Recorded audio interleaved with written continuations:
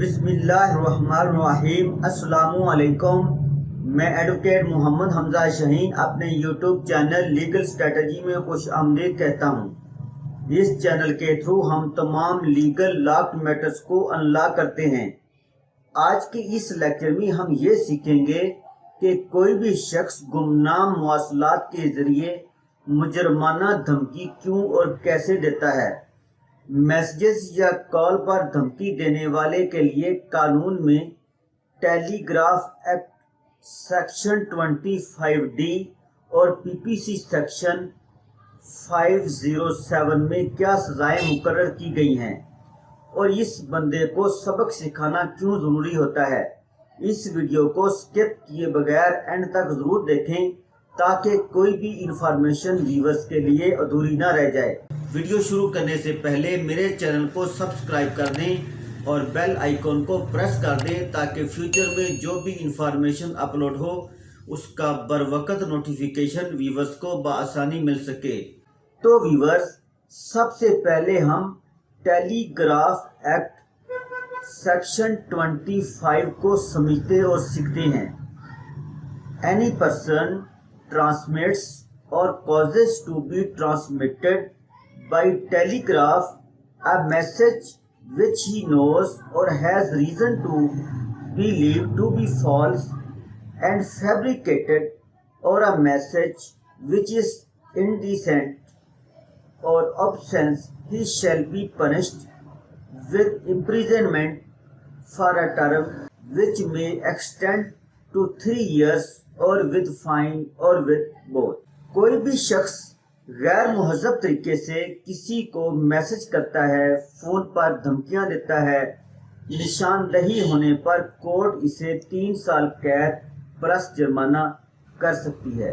Viewers, इसी तरह ताज़ीरात पाकिस्तान के सेक्शन 507 के मुताबिक criminal intimidation by an anonymous communication or having taken precaution to conceal the name or abode of the person from whom the threat comes shall be punished for 2 years which may extend। मतलब ऐसा शख्स किसी भी शख्स को गुमनाम मवासलात के जरिए मुजरमाना धमकी देता है, मैसेजेस या कॉल करके डराना, हरास करना और अपनी आइडेंटिटी को वो छुपाता है।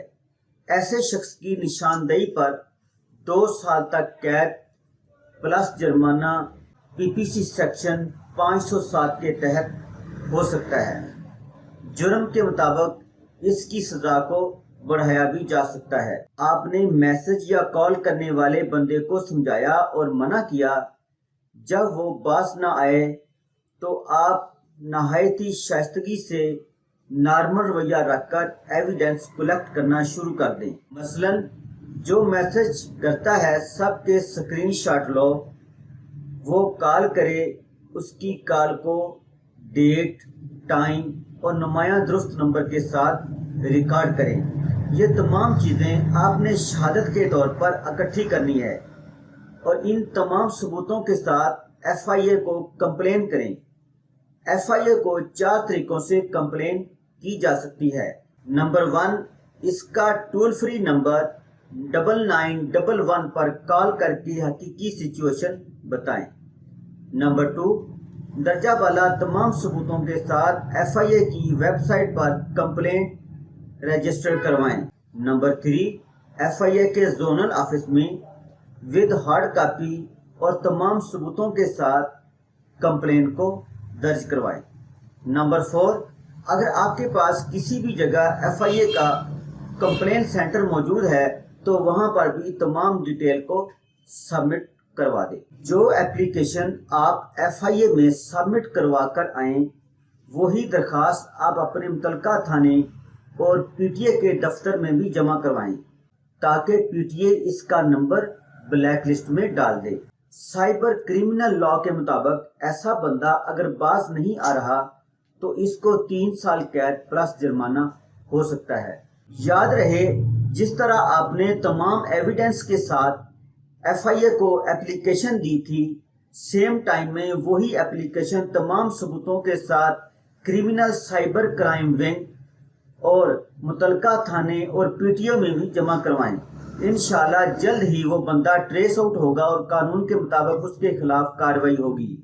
लेकिन किसी भी बंदे के ब्लैकमेलिंग से आप बिल्कुल ना डरें, क्योंकि जो बंदा बंदी अपनी बदनामी से डरेंगे, इनको ब्लैकमेलर जीने नहीं देंगे। आप किसी के भी धमकी अमेज रवैये को बिल्कुल नजरअंदाज ना करें, इसके खिलाफ सीरियस होकर कार्रवाई करने, वरना वो आपकी इज्जत और रेपुटेशन को नुकसान पहुंचाएगा।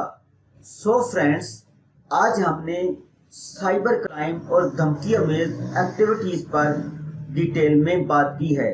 अगर ये इंफॉर्मेशन व्यूअर्स को पसंद आई है तो अपने दोस्तों और रिलेटिव्स के साथ ज़्यादा से ज़्यादा शेयर करें और लाइक करें और कमेंट सेक्शन में जाकर अपने ख्यालात का इजहार भी करें। Thanks for watching. अल्लाह हाफिज़।